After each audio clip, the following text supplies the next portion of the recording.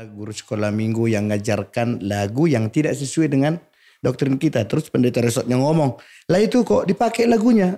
Apa enggak ada yang lain? Terus guru sekolah minggu ngomong, loh mana buku yang di sekolah minggu? Untuk menjawab itulah ya kan. Jadi pertama tadi mensosialisasikan itu untuk menjawab kebutuhan sekolah minggu. Tetap berkoordinasi juga dengan Biro Ibadah dan Musik. Kalau ada sesuatu yang perlu dipertanyakan. Nah itulah pelayanan di bidang seni itu. Itu kalau dari yang realnya ya. Tapi kalau dari segi ke depan sebenarnya masih banyak utang saya secara pribadi untuk di HKBP ini. Shalom Bapak Ibu teman-teman penonton setia channel YouTube dan Spotify HKBP. Bertemu lagi dengan saya Neti Pasaribu dalam podcast HKBP.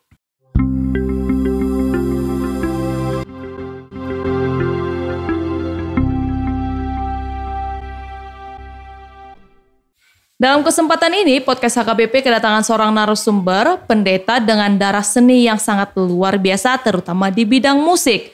Nah, beliau ini memiliki sebuah kanal YouTube yang sering membagikan konten terkait nyanyian, dan saat ini beliau melayani sebagai dosen di IAKN. Langsung saja kita sambut Pendeta Boho Pardede. Halo Mang. Horas itu horas. Horas Amang. Amang sehat Amang? Sangat sehat sekali. Wow, luar biasa. Terima kasih Amang sudah hadir di podcast HKBP. Sama-sama. Ya Amang, seperti yang saya sampaikan tadi Amang, bahwa kita akan membahas bagaimana Amang sebagai pendeta HKBP sangat menggeluti dunia seni, terutama musik. Tapi kita akan membahasnya nanti Amang. Pertama sekali, yang membuat kami penasaran Amang, kan Amang pendeta HKBP. Betul gitu, Amang. sekali. Ya kalau pendeta HKBP orang-orang mungkin lebih tahu melayani di Huria atau di lembaga-lembaga HKBP atau lembaga-lembaga yang bekerja sama dengan HKBP. Nah, bagaimana bisa pendeta Boho Pardede kini menjadi dosen di IAKN? Boleh ceritakan nggak Mang prosesnya? Oke, kalau ditanya bagaimana bisa, berarti secara bahasa pendetanya ya Tuhan yang memberi. Oh iya betul. Kalau secara pendetanya. Iya, betul. Tapi kalau kronologi atau historisnya, ya secara praktisnya ada penerimaan atau lowongan di dulu namanya STKPN, Sekolah Tinggi Agama Kristen Negeri Tarutung. Iya. Ada formasi dosen dari bidang musik. Kebetulan saya alumni etnomusikologi USU. Jadi ya melamar ke sana, tapi terlebih dahulu permisi sama Opui Eporus dulu, JR Hutauruk. Ya. Terus Opui bilang, itu bagus. Kalau dulu HKBP memakai tenaga dari pemerintah atau namanya dulu di DPK kan, diperbantukan oleh pemerintah sebagai tenaga pengajar di HKBP. Ini bisa jadi kebalikannya. Jadi HKBP yang tanda kutip mengirim tenaga ke sana. Walau kata mengirim ini kan kita yang mau sebenarnya. Iya, jadi itulah ceritanya awal kita masuk di IAKN, di STKN, bukan dari teologi ya, tetapi dari disiplin ilmu seni atau musik. Begitulah ceritanya. Ya, artinya pengalaman Amang menjadi dosen di IAKN ini membuka peluang lain ya Mang untuk pendeta-pendeta HKBP bisa melayani di bidang yang lainnya, tidak hanya di teologi Amang, tapi memiliki disiplin ilmu yang lainnya, begitu Amang ya? Betul, tapi dalam hal ini nggak boleh kita buat statement begitu, sebab jadi pendeta ya pendeta lah sebenarnya ya. Tetapi kalau jangkauan pelayanannya kan pendeta juga memiliki skill-skill atau plus gitu ya. Pengetahuan plus, jadi mungkin dari sisi itu bisa dia melayani, tapi tujuan kan tetap juga kata melayani ini ya, to serve God gitu kan, melayani Tuhan. Tapi kalau sekarang lah di podcast ini kan sudah ada ahli IT, kamera atau fotografer, videografer ya kira-kira begitulah. Ya. Tapi tetap tujuan utamanya sebagai pendeta melayani Tuhan Amang ya. Betul sekali. Ya. Iya. Nah selanjutnya begini Amang. Seperti yang kami sampaikan tadi bahwa Amang ini kan pendeta HKBP dengan jiwa seni terutama musik yang sangat luar biasa Amang. Kami melihat ini YouTube Amang udah sepertinya mengejar YouTube HKBP Amang. Nah sebelum kita membahas tentang YouTube Amang, kami mau tahu dulu Amang. Bagaimana sih awalnya Amang bisa begitu menyukai, mencintai bahkan sekarang jadi ahli di musik gitu? Oke, terima kasih untuk sebutan ahli. Iya, samanya sebutan ahli dengan kalau di bidang seniman. Bukan kita yang bilang kita seniman sebenarnya. Kalau dari pribadi saya belum ahli sebenarnya, masih dalam tetap proses belajar. Tetapi kalau orang menilai atau menyebutkan itu ya terserah ya. Terima kasih untuk sebutan itu, tapi belum sebenarnya. Pertanyaannya tadi apa? Bagaimana cara awal mulanya Amang bisa begitu mencintai sampai akhirnya ahli di bidang musik Amang? Oke, jadi bapakku pendeta HKBP juga dan masih hidup sampai sekarang, umur 87. Ya. Jadi sebagai anak pendeta kami 9 orang diwajibkan belajar organ gereja sesuai dengan buku logo. Jadi kelas 5 saya mulai belajar, kelas 6 sudah main di HKBP Piaraja ini. Ya. Sudah main organ. Ya. Jadi dari situlah mungkin itunya ya awal mulanya dari keharusan yang dibuat orang tua. Tapi mungkin kalau ada bicara tentang talenta atau hobi atau kesenangan, ya mungkin dicampur lah itu ya. Kita mau dan bukan merasa terpaksa. Dan dari situlah kita bisa menikmatinya, hanya masih menikmati ya. Kalau skill belum lah sebenarnya, masih standar begitulah. Itulah awalnya kita suka ya, begitulah. Ya, kalau Amang tadi sampaikan sebenarnya ini atas paksaan orang tua, tapi kemudian Amang merasa bahwa Amang suka juga gitu kan Amang. Artinya tidak ada paksaan. Tidak terpaksa betul. Juga sebenarnya begitu Amang. Iya. Tapi kan kemudian Amang sekolahnya jadi pendeta. Terus mendalami musiknya bagaimana Amang? Apakah ada sekolah lain yang Amang jalani gitu Amang? Oh gitu ya, betul. Setelah taman SMA sebenarnya rencana langsung ke STT ya. Tahun 90. Kemudian bapakku pendeta Morhan Pardede ngomong begini, Amang tahun-tahun 2000 nanti, ini kan tahun 90. Iya.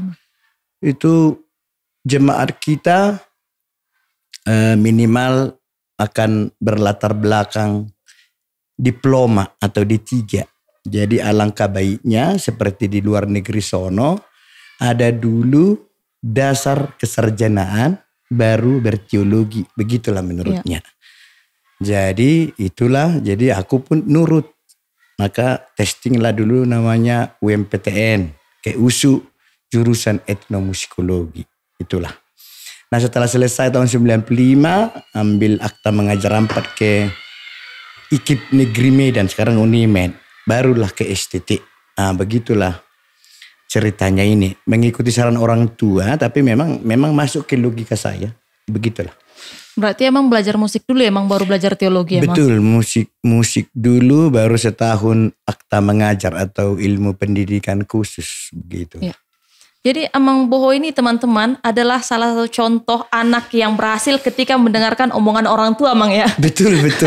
Jadi untuk teman-teman penonton di rumah, kalau orang tuanya bilang ini, coba dicoba aja ya. Iya. Karena ada contoh aslinya yang berhasil begitu. Dengan cara menikmatinya.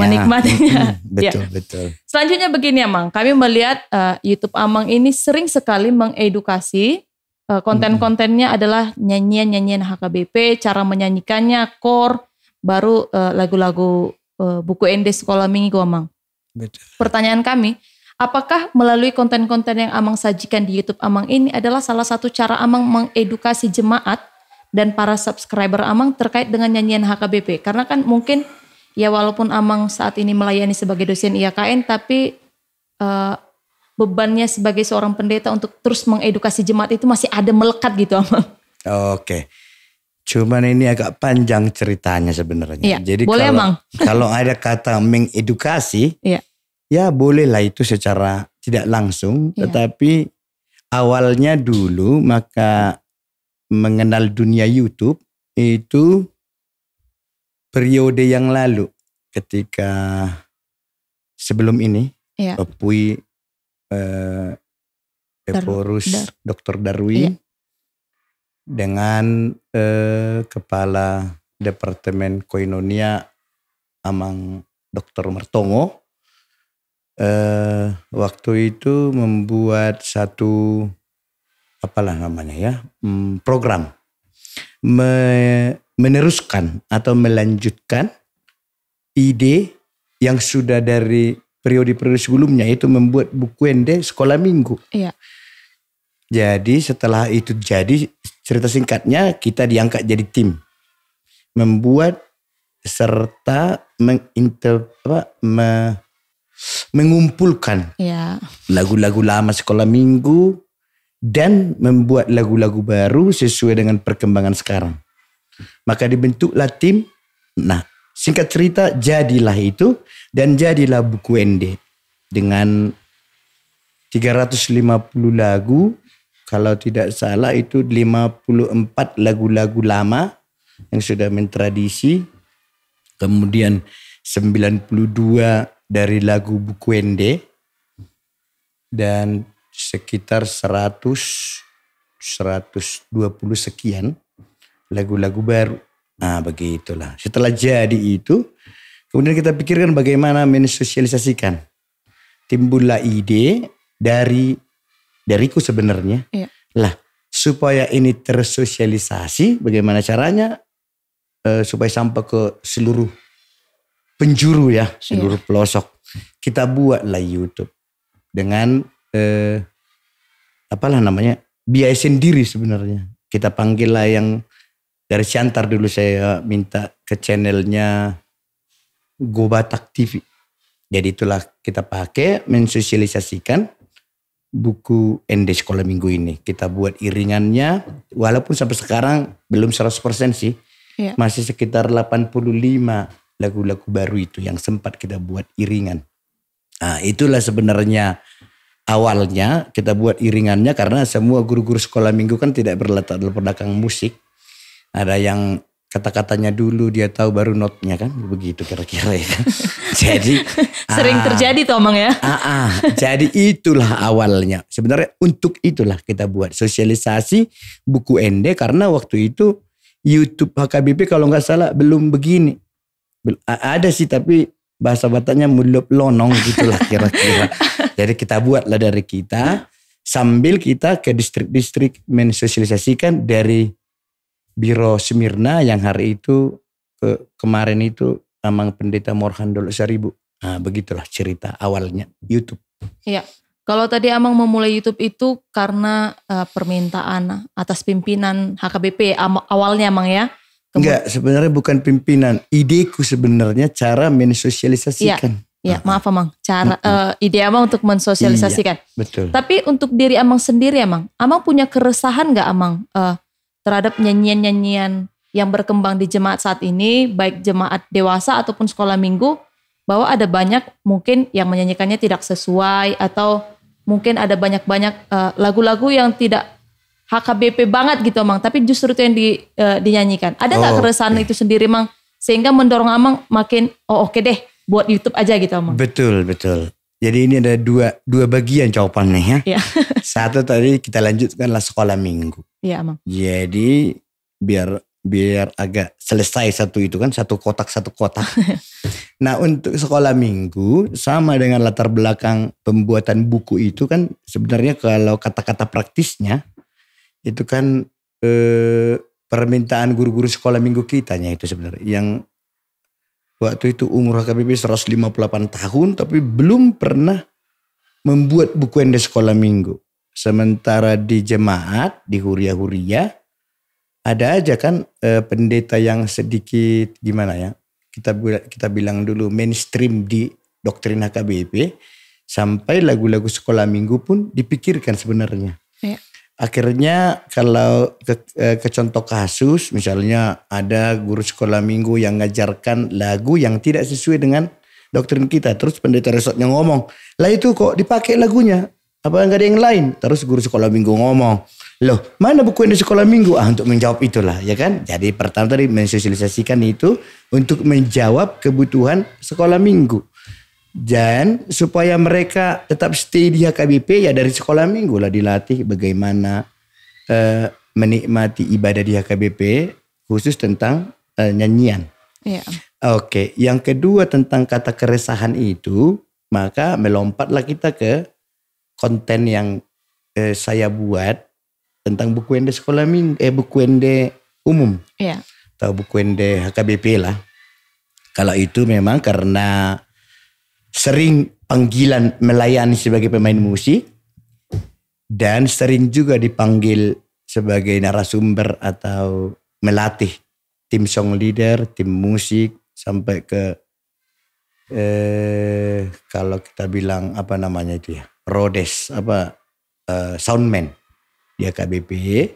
Pengalaman itulah yang membuat saya ternyata memang belum standar lah gitu. Masih banyak yang harus dipelajari oleh tim musik di gereja-gereja kita. Baik di kota maupun di desa. Nah sebenarnya saya memberanikan diri itu men-shooting itu sebagai contoh ini loh. Salah satu contoh standar mengikuti formula atau patron yang ada di buku logo HKBP. Begini cara menyanyikan yang kami buat. Yang saya iringi, kalau saya sendiri maka kan beradaptasi juga ya dengan song leader yang di sono. Iya. Kalau dia grup, kita juga sedikit sebentar beradaptasi dan melatihlah sebentar. Jadi contoh itulah. Jadi kalau kita katakan apakah itu standar belum? Itu masih dalam tahap. Tetapi untuk sementara itulah dulu yang bisa dibuat sekalian. Walau kan terakhir ini kan ada musik box. Cuman ini kan adalah satu lagi standar kenyataan di lapangan. Beginilah kita bernyanyi. Yeah. Jadi bukan kita bilang itu harus begini, bukan. Karena banyak kan variasi-variasi di situ. Nah begitulah. Jadi yang kedua soal apa namanya kata keresahan. Ya keresahan positif lainnya. Ternyata setelah kita menayangkan itu, mengupload itu, ada juga tanggapan positif, maunya beginilah, maunya dibuatlah pelatihan di gereja kami, begitu. Berarti dari situ penelitian sedikit itu gitulah ya, dari penelitian tentang respon-respon di YouTube kita tahu bahwa mereka sebenarnya pengen belajar, cuman ada banyak kendala di lapangan.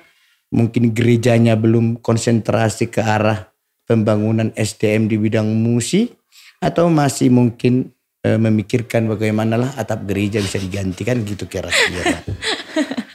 Gitulah kira-kira. Baik Amang.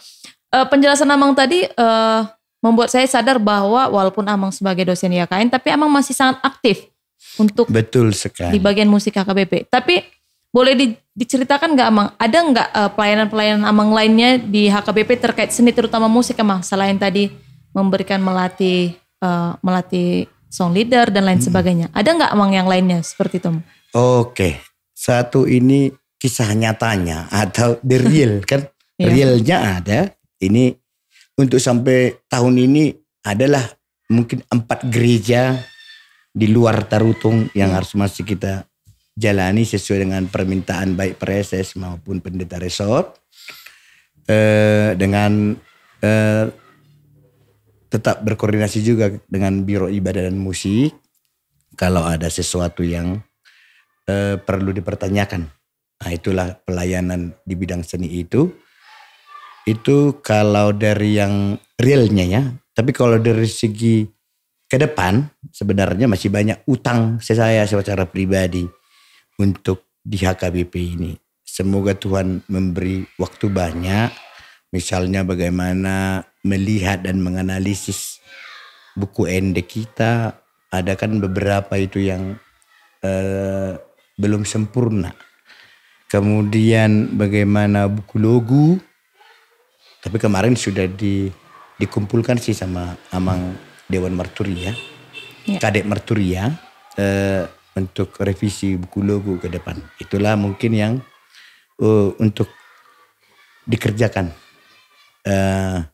Angan-angan saya juga sebelum meninggal lah begitu ya. Waduh, Amang ini. Sebelum meninggal ya kan, akan membuat iringannya buku endek kita, baik penyempurnaan buku logo maupun variasi lain atau model lain dari iringan. Itulah angan-angan pribadi ke depan. Itu kan untuk HKBP juga. Ya, begitulah. Semoga Tuhan mengabulkan, Amang ya. Semoga. Jadi Bapak Ibu teman-teman penonton, kita sama-sama menanti ya Amang Pendeta Boho membayar hutangnya kepada HKBP melalui pelayanan di musik. Betul. Ini. Jadi begini Amang, sebagai seorang pendeta yang sering terjun langsung ke lapangan, ke jemaat, mengajari dan mengedukasi terkait musik, pasti Amang melihat satu realita bahwa ada banyak sekali klaim dari jemaat yang mengatakan bahwa nyanyian HKBP itu tidak berkembang, ketinggalan zaman, tidak sesuai konteks, tidak sesuai dengan apa penderitaan yang saya alami. Ya cuman saya aja yang menyembah Tuhan. Tuhan seolah-olah tidak hadir ketika saya menyanyikan lagu-lagu HKBP. Beda sama gereja yang lain. Pasti ada seperti itu kan Amang? Betul. Bagaimana tanggapan Amang? Oke. Yang pertama, mereka bebas mengapresiasi buku ND ya. Iya. Karena tidak ada yang memaksa mereka untuk jadi HKBP. Ya, betul. Iya. Tapi saya pribadi sebagai pendeta itu kan tugas kita itu. Tugas pendeta juga itu, baik secara pribadi maupun secara institusi, baik secara HKBP. Tugas kita kok, kalau tadi itu memakai kata mengedukasi. Kalau kita pinjam kata mengedukasi ya, sebenarnya ini to sharing sebenarnya, berbagi gitu. Tugas kita itu, memang itu salah satu tugas pelayan. Baik full timer maupun part timer ataupun sedikit timer gitu lah misalnya. Tugas kita. Nah terkait dengan pertanyaan itu, yang pertama tadi kan biar mereka bebas mengapresiasi. Yang kedua sama dengan apa namanya ya, keinginan kita, atau kalau saya haus siapakah yang bisa memaksaku untuk haus, kan tidak ada. Memang saya membutuhkan air, saya haus, maka saya minta air, begitu kan. Ya. Nah sama dengan cinta. Cinta juga kan gak mungkin aku memaksakan diriku mencintai seseorang. Kebutuhan itu yang ada kan. Maka untuk buku ende sebenarnya begitu. Bagaimana orang yang sudah berpikir, pelayan yang sudah berpikir, pendeta yang sudah berpikir, jemaat yang sudah berpikir, mampu tanda kutip mengedukasi orang lain supaya haus atau cinta ke buku ende kita. Nah, jadi hubungannya tadi dengan konten, itu yang saya buat sebenarnya. Di komen kan nampak, aduh ternyata lagu HKBP enak gitu, walaupun permainan kita masih tak seberapa gitu ya. Nah, hal yang kedua, kalau kita atau mungkin orang tua terlihat oleh anaknya menikmati buku ende, atau seorang cucu melihat opungnya ketika mau menghabiskan atau menghembuskan napas terakhir dengan menyanyikan lagu buku ende, pasti kan ada di dalam atmosfer pikirannya itu, dari pikiran, lah opung ini kok bisa lengket amat nih dengan buku ende. Ada apa ya? Pasti kan tertarik gitu. Nah, usaha itulah sebenarnya yang kita lakukan sebagai orang, kalau saya pinjam kata HKBP kandung. Ya betul. Karena kalau kita paksakan orang mencintai sesuatu itu aneh. Biarlah dia lihat kita sampai rugi. Misalnya mempertahankan buku ende itu. Itu sebenarnya menurut pemahaman saya begitulah. Berarti ada HKBP tir ya Mang ya? Ada HKBP tir, betul. Ada HKBP tir. Itulah yang gak suka itu kan. Atau menyatakan, bosan dah masa lagunya hari gini gitu kan. Masa itu aja, opung gue juga sudah nyanyikan itu. Masa itu terus gak ada lagi baru apa kan gitu kan. Penjelasan Amang tadi emang mengingatkan saya pada satu konten yang pernah saya saksikan di sosial media. Sebuah gereja HKBP, lagunya lagu pop rohani dan mereka udah full band, angkat tangan, dan di situ jelas ada pendeta. Ada pendeta HKBP-nya seperti itu, Mang. Bagaimana tanggapan Amang terkait fenomena yang terjadi saat ini sebagai seorang pendeta yang sangat concern di musik HKBP, Amang? Oke. Maka akan kumulai dengan begini. Di konten saya di YouTube, walaupun mungkin sudah ada 50 kali saya sebagai narasumber atau pelatih lah begitu ya, ke gereja-gereja di HKBP ini, saya tidak pernah mengupload itu, walaupun semua itu saya simpan. Ya. Saya bawanya memang tim untuk men-shooting itu sampai 4 jam, bahkan sampai 8 jam, sampai pada pelatihannya. Kenapa tidak diupload? Sebab gereja kita terdiri dari berbagai latar belakang. Baik secara ekonomi, baik secara latar belakang pemikiran, latar belakang strata pendidikan, dan kalau kita pinjam kata level iman. Hubungannya, dan itu saya selalu katakan di setiap pertemuan, bukan salah HKBP atau bukanlah suatu kesalahan kalau sampai hari ini HKBP tidak mengeluarkan juknis atau jukla tentang nyanyian. Ya. HKBP atau cara menyajikan musik, cara menyanyikan bagaimanakah, apakah bagaimana suara yang gerejawi, bagaimana suara yang nge-jazz atau ngediskotik gitu ya, nge-cafe gitu kan gak ada. Iya. Style musik juga tidak ada diatur di HKBP, sampai tempo pun tidak ada itu. Karena apa?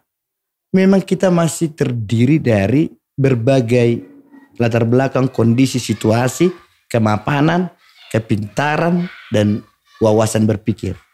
Hubungannya dengan pertanyaan Inang tadi, harus kita lihat dulu kasusnya. Kenapa masih mereka begitu? Kenapa masih memakai lagu pop rohani? Di situ ada pendeta yang kita bilanglah dulu alumni STT HKBP Pematang Siantar, ayahnya mungkin pendeta atau HKBP kandung, tetapi kok lagu-lagu dari gereja tetangga yang lebih digandrungi atau malah yang lebih bergema di sana? Maka jawaban yang pertama, mungkin saja ini kan studi kasus ya. Iya, iya. Mungkin saja memang masih itu kebutuhan mereka.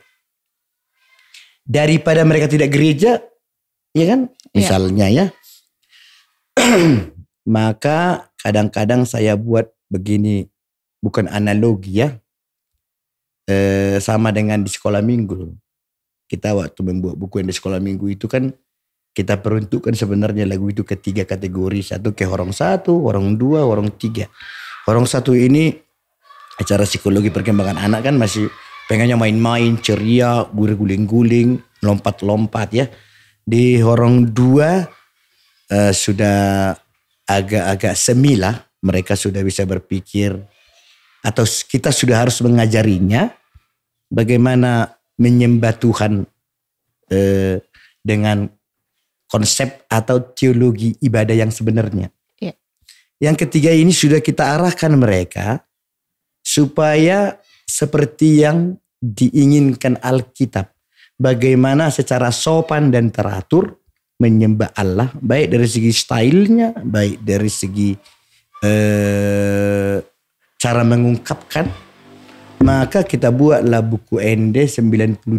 Di sinilah dia dipelajari. Bagaimana semakin dewasalah dia mengekspresikan pujiannya, worshipnya, penyembahannya kepada Allah. Nah, kalau kita bawa ini, kita analogikan ini ke kebacaan dewasa atau remaja atau naposo bulung, muda-mudi dan dewasa, maka sebenarnya menurut pikiran saya di kelas dewasa pun masih begininya. Ada orang dewasa horong 1, 2, 3. Kalau gerejanya memang di sini silakan masuk ke horong 1. Gitu. Jadi kadang-kadang saya buat begini. Kalau calon besanmu pengen masih seperti di gereja tetangga, jingkrak-jingkrak, pokoknya berbahagia, silakan hadir jam 8 khusus ke horong 1 karena di situ banyak lagu jingkrak-jingkrak gitu kira-kira. Iya. Nah ya. Nah, itu makanya tadi kita lihat dulu kasusnya apa. apakah mereka ada dibina atau diedukasi supaya menuju ke level berikutnya yang diinginkan Alkitab, kan itunya. Sampai nanti pada bagaimana yang disebut dengan ebed Yahweh, bagaimana dengan menyembah yang benar, lalu sampailah ke buku Ende. Gitu. Jadi buku Ende sepertinya memang bukan selera anak muda. Nanti kita lihat dulu anak mudanya sopo gitu, siapa. Nah, itulah kira-kira menjawab yang tadi. Artinya kita harus melihat konteks kebutuhan jemaat juga Amang ya. Kebutuhan jemaat dan kondisi jemaat. Dan apa treatment yang dilakukan oleh full timer di sana untuk mematangkan ini. Gitu. Kalau cuma diam-diam doang, ya udah biarlah lagu-lagu yang di TV-TV itu yang dinyanyikan ya kan. Artinya kira-kira orang dewasa juga ada horongnya emang. Ada horong 1, 2, 3. Betul. Jadi makanya seleranya pun berbeda. Ada salahnya institusi atau gereja di situ? Ada. Ketika prioritas tidak dibuat ke sana. Kan gitu. Jadi kembali ke kondisinya tadi itu, ada gereja yang penting dia mau ke gereja. Ada kayak gitu kan, ayahnya ketua pembangunan, yang anaknya baru sebulan belajar keyboard, karena keyboardnya dari si ketua pembangunan, maka itulah yang main, walau di situ masih ada yang lebih matang, begitulah kira-kira. Daripada tidak datang, bagus pakai aja gitu loh. Masih ada gereja kita begitu, nyata. Waduh, ini fakta-fakta di lapangan Amang ya. Baik Amang, selanjutnya nih, penjelasan Amang tadi mengingatkan saya tentang yang tadi sudah sedikit kita bahas tentang konten Amang tentang buku nyanyian, buku Ende Sekolah Minggu Amang. Betul. Di YouTube kan Amang punya playlist sendiri tentang buku Ende Sekolah Minggu. Betul. Dari sekian kategorial di HKBP Amang, ada Ama, Ina, Lansia, Naposo dan lain sebagainya. Mengapa Amang memilih Sekolah Minggu ini sebagai salah satu yang perlu Amang edukasi? Apakah ini cara Amang juga untuk menganak kandungkan sekolah minggu sejak dini Amang? Iya betul. Karena menurut pengamatan saya, kenapa anak-anak muda, remaja ke tingkat dewasa yang belum menikah tidak merasa tanda kutip bersalah pindah ke gereja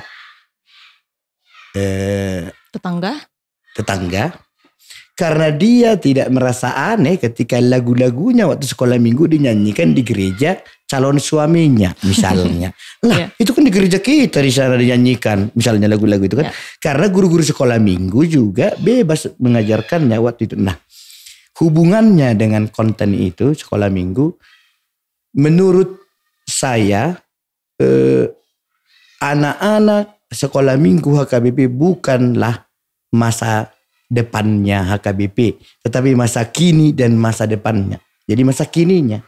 Maka keberlanjutan HKBP ditentukan oleh edukasi sekolah minggu, khususnya tentang buku Ende. Lah kenapa harus buku Ende? Emang ada ditulis rupanya harus buku Ende di Alkitab? Tidak ada. Tetapi 160 tahun atau 161 tahun HKBP sudah terbukti kebertahanan gereja itu dan kebertahanan buku Ende. Itulah yang dimiliki opung kita Najolo dulunya itu. Dan mereka menurutku berhasil. Lalu tidak ada salahnya buku Ende juga dalam hal ini disosialisasikan mulai semenjak dini. Itulah cara, kalau secara pribadi itulah caraku supaya anak-anakku minimal, bapakku kok suka nih sampai mengedit nih buku Ende nih, gitu kira-kira. Nah, jadi kesimpulannya anak-anak lah sekolah minggu dan Rena lah sebenarnya masa kininya dan masa depannya HKBP, khususnya untuk ibadah dan penyembahan dan lagu-lagu. Kalau tidak disosialisasikan ke mereka sekarang, lalu kapan? Begitulah kira-kira. Walaupun sebenarnya keberlangsungan HKBP ini Tuhan yang ngatur secara total, bukan bohong gitulah. Iya. Gitu. Penjelasan Amang tadi menyadarkan saya pada satu realita bahwa sering sekali gereja kita ini terlena dengan perkataan masa depan tapi tidak menyiapkan masa kininya Mang ya. Betul. Jadi kita balik ke kanal YouTube dulu nih Mang. Sebelum pertanyaan terakhir, saya mau melihat di YouTube Amang ini kan ada konten Marjamita, ada konten nyanyian dan lain-lainnya. Untuk kedepannya nih Mang, apa nih hal-hal baru yang akan Amang sajikan di YouTube Amang? Sekalian promo Mang, promo YouTube Amang. Oke. Tetap akan begitu. Ya. Karena buat saya sebenarnya secara ekonomi ber-YouTube buatku merugikan. Waduh, kenapa nih Mang? Betul, secara ekonomi karena saya harus bawa tim. Iya. Sementara kita tidak pernah buat MOU dengan pengundang. Bahwa kita bawa tim, bawa suku, bawa ini. Jadi terserah mereka yang ngasih kan. Jadi kita sendiri yang harus menyiapkan modal untuk berangkat. Misalnya nih minggu depan atau hari Jumat saya harus berangkat ke Bagan Batu. Untuk pembinaan dan besoknya berkhotbah. Lalu kenapa kita bilang itu merugikan? Sebenarnya secara ekonomi. Tetapi secara portofolio kehidupan gitu ya. Itu kan sebenarnya misi. Kenapa Tuhan menciptakan boho? Kan gitu ya. Supaya melayaninya. Kata melayani di situ adalah goalnya satu. Matius 28 ya kan. Beritakanlah Injil. Iya. Tuhan sudah menciptakan YouTube sebagai media. Apa salahnya kita upload ke sana kan gitu. Dengan kita di kampung-kampung bisa ditonton orang. Yang kedua secara pribadi sebagai pendeta, khotbah kita sebulan yang lalu, permainan kita sebulan yang lalu, itu secara memori bisa kita lupakan. Dengan adanya peralatan zaman now dan kita upload, maka dia akan bertahan sebagai pengganti buku yang hidup, yang suatu hari mungkin bisa jadi bahan tulisan kita. Kemudian itulah yang bisa kita tinggalkan di dunia ini gitu ya. Kalau dulu waktu menerima penghargaan tentang mengarang buku yang di sekolah minggu, dari 100 sekian lagu itu kan secara apa namanya, bukan sombong, diriku dilayakkan Tuhan menciptakan 102 lagu di situ. Nah, gitu kira-kira ya. Dulu Kadep Koinonia berkata, lagu ini lebih tanda kutip abadi dibanding khotbah. Khotbah bisa bertahan diingat jemaat mungkin sebulan, 2 minggu, 3 bulan maksimal. Kalau lagu bisa selama-lamanya. Ya. Ternyata setelah ada YouTube, gak ada bedanya lagi. Khotbah juga bisa didengar 3 tahun yang lalu, untuk 5 tahun yang akan datang, 50 tahun yang akan datang. Maka kalau ada kata jejak digital, maka khotbah bisa jadi positif atau sisi positif dari jejak digital kita selama masih di dunia. Nah, begitulah. Kalau YouTube tidak dirusak oleh sistem alien suatu hari, misalnya gitulah kira-kira. Iya. Penjelasan Amang tadi membuat saya ingin bertepuk tangan. Manis. Luar biasa. Jadi YouTube ini tidak hanya bicara tentang ekonomi Amang ya, tapi ini adalah bentuk bagian dari pelayanan Amang dalam bentuk yang lain namanya, dalam bentuk digital. Betul, dari Matius 28 itu tugas pendeta. Dan itu yang mengikat kita supaya serius mempersiapkan apapun yang diberi Tuhan menjadi tanggung jawab kita sebagai pelayan. Itu sebenarnya. Ya, jadi Bapak Ibu teman-teman penonton yang ingin tahu YouTube Amang Boho, silahkan berkunjung di Pendeta Boho Pardede Amang ya. Boho Pardede doang, ya. Ada pendetanya. Ada di YouTube Boho Pardede. Silahkan di like, subscribe. Tapi jangan lupa subscribe YouTube Huria Kristen Batak Protestan terlebih dahulu. Betul. Ya, terakhir Amang. Pertanyaan kami yang terakhir. Apa yang ingin Amang sampaikan kepada penonton atau kepada subscriber Amang sebagai seorang pendeta HKBP yang menggeluti bagian seni terutama musik? Oke. Kepada subscriber ya. Pertama, terima kasih sudah mensubscribe. Ya. Yang kedua, di atas dari itu bukan hanya YouTube saya sebenarnya yang ditonton, tapi terima kasihlah untuk alternatif yang diizinkan Tuhan terupload di YouTube. Pilihlah konten-konten yang sesuai kebutuhan, dan kalau bisa lihatlah sesuai dengan ajaran-ajaran para full timer di gereja masing-masing supaya tidak menyimpang. Karena YouTube bebas, orang-orang juga bebas mengupload, dan pihak YouTube juga belum tentu ada pendeta di sana yang merajia mana yang benar, mana yang salah. Ya. Nah itulah terima kasih untuk para subscriber itu dan penonton itu yang membuat kita juga sebenarnya semangat. Walau tadi itu kan secara pribadi itu kan seperti bahasa orang sosialitas sekarang memori handphone saya full, simpan di sini yang gitu kan. Izin save gitu. Izin save. Kita juga sebenarnya itu dia kan. Save kita di sana dan dasar atau media kita untuk memberitakan firman Tuhan. Nah, begitulah kira-kira. Iya. Terima kasih Amang. Terima kasih Amang untuk waktu yang sudah disediakan hadir di podcast HKBP. Kami sangat benar-benar menunggu Amang membayar hutang Amang kepada HKBP. Adong udah bisa neto tartson. Tuh buku edit. Oh, silakan Amang. Jadi untuk jemaat HKBP berkaitan dengan buku ende HKBP, saran saya buatlah waktu khusus mempelajari buku ende HKBP itu. Khusus untuk HKBP atau orang Batak yang percaya ke Tuhan Yesus di gereja manapun. Ya. Sebab buku ende kita kan dipakai juga oleh gereja-gereja tetangga. Ya. Untuk menikmatinya tidak ada yang bisa. Tadi kan saya bilang gak bisa siapapun memaksa kita untuk haus atau selera terhadap sesuatu. Apalagi mencintai. Tetapi secara pengalaman pribadi saya bahwa buku ende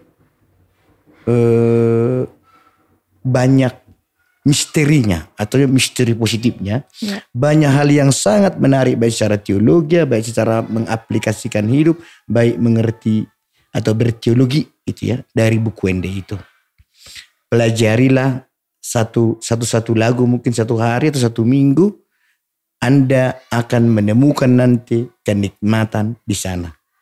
Untuk yang belum atau tidak lancar berbahasa Batak karena sudah lahir di luar Tapanuli Raya, silahkan memakai buku bahasa Indonesianya buku ende itu. Apa namanya dia? Buku nyanyian HKBP sebagai bahan perbandingan atau bahan belajar. Ini apa nih yang disebut dengan torok depe nasiati? Ini nasihat atau nawalu misalnya ya di bahasa Indonesia yang sudah dikeluarkan HKBP. Itulah saran saya, nikmatilah buku ende kita itu. Kalau pendeta-pendeta zaman dulu ngomongnya itu buku ende lah yang merupakan nomor 2-nya Bible kita. Begitulah kira-kira. Mau lihat godang. Iya. Jadi Bapak Ibu penonton sama-sama kita belajar karena saya juga harus belajar tentang buku ende. Tentang nyanyian di HKBP agar kita menemukan misteri-misteri yang disampaikan oleh Amang Boho tadi. Terima kasih Amang sudah hadir di podcast HKBP. Kami dan penonton benar-benar menunggu Amang membayar hutang Amang yang luar biasa tadi itu kepada HKBP. Kami menunggukan konten-konten Amang ya. Betul. Nanti melalui konten akan dibayar juga. Iya. Terima kasih Amang. Kiranya Amang tetap sehat, tetap semangat melayani. Mau lihat godang. Bapak Ibu teman-teman penonton setia channel YouTube dan Spotify HKBP, kita masih akan bertemu dengan narasumber dan pembahasan lainnya di podcast HKBP selanjutnya. Terima kasih, Tuhan Yesus memberkati. Shalom. Shalom.